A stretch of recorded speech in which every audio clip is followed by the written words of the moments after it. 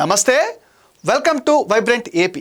ఇక మ్యాటర్లోకి వస్తే మాజీ మంత్రి వైఎస్ వివేకానందరెడ్డి హత్య కేసు దర్యాప్తుకు సంబంధించిన సుప్రీంకోర్టు కీలక ఆదేశాలు ఇచ్చింది. ఈ కేసులో జగన్ గ్యాంగ్కి బిగ్ షాక్ అయితే తగిలింది. తదుపరి దర్యాప్తు పైన ట్రయల్ కోర్టు ఆదేశాలను కొనసాగించాలని సిబిఐకి ఆదేశాలు ఇచ్చింది. దర్యాప్తును నెల రోజుల్లో పూర్తి చేయాలన్న సిబిఐ కోర్టు ఉత్తర్వులను సవరించింది. ఈ కేసు దర్యాప్తును సాధ్యమైనంత త్వరగా పూర్తి చేయాలని కూడా ఆదేశించింది. విచారణకు ఇంకా ఎవరినైనా పిలవాల్సి వస్తే ఎలాంటి అడ్డంకులు లేవని ట్రయల్ కోర్టు ఉత్తర్వుల్లో స్పష్టంగా ఉందని సుప్రీంకోర్టు అయితే పేర్కొంది. యథాతథంగా దర్యాప్తు కొనసాగించాలని సిబిఐని ఆదేశించింది ధర్మాసనం. వివేక కేసులో అలుపెరుగని పోరాటం చేస్తున్న ఆయన కూతురు నర్రెడ్డి సునీతకి సుప్రీంకోర్టు ఉత్తర్వులు కాస్త ఓరటనిచ్చేవిగా ఉన్నాయని అంటున్నారు. సుప్రీంకోర్టు తాజా ఆదేశాలను సిబిఐ ఎలా పాటిస్తుందోనన్న ఉత్కంఠ కూడా నెలకొంది.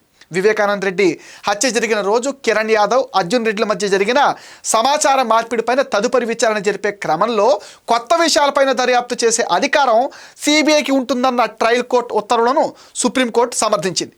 అదనపు సాక్ష్యాధారాలు, కొత్త సమాచారం ఉంటే సిబిఐకి ఇవ్వడానికి వివేక కూతురు సునీతకు పూర్తిగా స్వేచ్ఛను కూడా ఇచ్చింది. వివేక హత్య జరిగిన రోజు ఈ కేసులో నిందితుడు సునీల్ యాదవ్ సోదరుడు కిరణ్ యాదవ్, మరో నిందితుడు వైఎస్ భాస్కర్ రెడ్డి సోదరుడు కుమారుడు అర్జున్ రెడ్డి మధ్య సమాచార మార్పిడి పైన నెల రోజుల్లోపు దర్యాప్తు పూర్తి చేయాలని గత డిసెంబర్ 10న సిబిఐ కోర్టు ఉత్తర్వులు ఇచ్చింది. ఈ కేసును దర్యాప్తు వారిద్దరి మధ్య జరిగిన సమాచారం మార్పిడికే పరిమితం చేయకుండా కొత్త విషయాలు వెలుగులోకి వస్తే వాటిపై కూడా దర్యాప్తు చేసేలా ఆదేశించాలని సుప్రీంకోర్టులో సునీత తాజాగా పిటిషన్ వేశారు. ఈ పిటిషన్ పైన జస్టిస్ సుందరేశన్, జస్టిస్ కేఎన్ సింగ్లతో కూడిన ధర్మాసనం నిన్న విచారణ చేపట్టింది.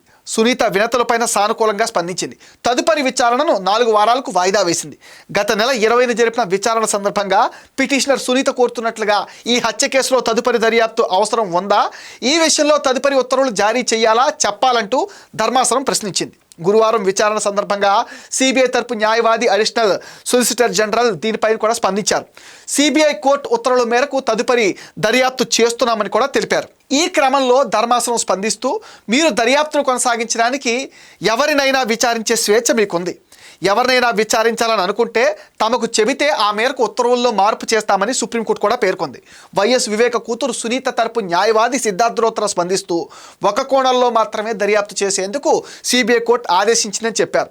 ఈ కేసులో మినీ ట్రేస్ నిర్వహించుకుంటూ వెళ్లలేమని, తీర్పును హైకోర్టులో సవాల్ చేయడానికి అవకాశం ఇస్తే దానికి మరో 2-3 ఏళ్లు పడుతుందని తెలిపారు. దీంతో జస్టిస్ సుందరేష్ స్పందిస్తూ మున్ముందు ఏదైనా అవసరమైతే అప్పుడు మీ వాదనలు పరిశీలిస్తామని చెప్పారు. సిబిఐకి కొంత సమయం ఇద్దామని, ఏం చేస్తుందో చేయనివ్వండి సిద్ధార్థ రోత్ర కూడా అన్నారు. కొత్త ఆధారాలు ఉంటే సిబిఐకి పిటిషనర్ ఇవ్వచ్చని తెలపడంతో వివేక హత్య కేసులో రాబోయే రోజుల్లో మరిన్ని ట్విస్టులు తప్పవంటున్నారు రాజకీయ విశ్లేషకులు.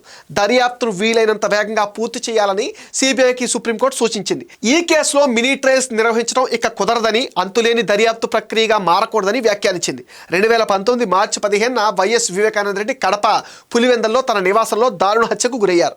ఈ కేసులో సిబిఐ ఛార్జ్షీట్లు దాఖలు చేసి దర్యాప్తును వేగవంతం చేసింది. మొత్తం మీద వైఎస్ వివేకానంద రెడ్డి హత్య కేసులో సుప్రీంకోర్టు ఆదేశాలతో ట్రయల్ కోర్టు మార్గదర్శకాలను అనుసరించి సిబిఐ దర్యాప్తు చేయనుంది.